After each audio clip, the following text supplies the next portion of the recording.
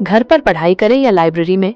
ये तय करना कि घर पर पढ़ाई करना बेहतर है या लाइब्रेरी में आपकी व्यक्तिगत पसंद और जरूरतों पर निर्भर करता है। दोनों ही जगहों के अपने फायदे और नुकसान हैं। आइए इन पर एक नजर डालते हैं।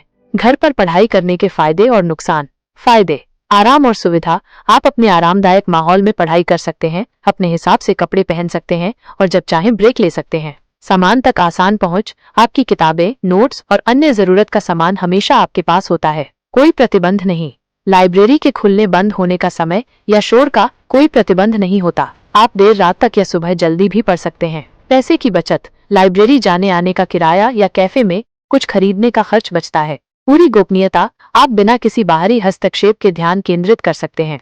नुकसान: भटकाव। घर में परिवार के सदस्य, टीवी, मोबाइल या अन्य घरेलू काम आपका ध्यान भटका सकते हैं। अनुशासन की कमी। अगर आप आत्म अनुशासित नहीं हैं, तो आलस आ सकता है और पढ़ाई में मन नहीं लगेगा। सामाजिक अलगाव। लंबे समय तक अकेले पढ़ने से बोरियत या अकेलापन महसूस हो सकता है। पढ़ाई का माहौल न होना। अगर घर में शांत जगह नहीं है तो पढ़ाई करना मुश्किल हो सकता है।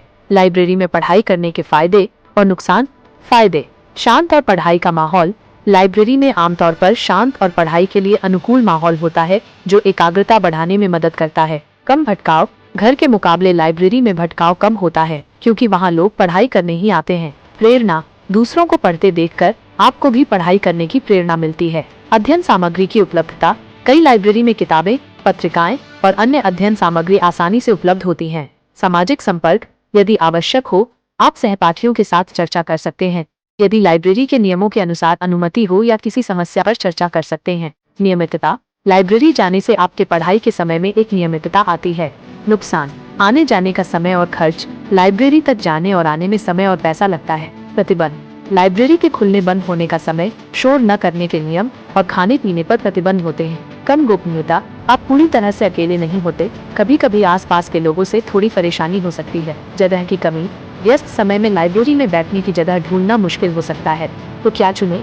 आपके लिए सबसे अच्छा विकल्प क्या है? ये जानने के लिए इन बातों पर विचार करें।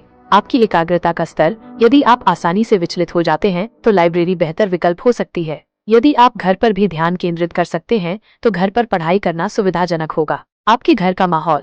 क्या आपके घर में कोई शांत जगह है जहां आपको कोई डिस्टर्ब न करे? आपकी अनुशासन क्षमता। क्या आप बिना किसी बाहरी निगरानी के खुद को पढ़ने के लिए प्रेरित रख सकते हैं? आपकी पढ़ाई की आदतें। क्या आपको पढ़ते समय किसी से बातचीत करने या सवाल पूछने की जरूरत पड़ती है? लाइब्रेरी की उपलब्धता। क्या आपके घर के पास कोई अच्छी लाइब्रेरी है?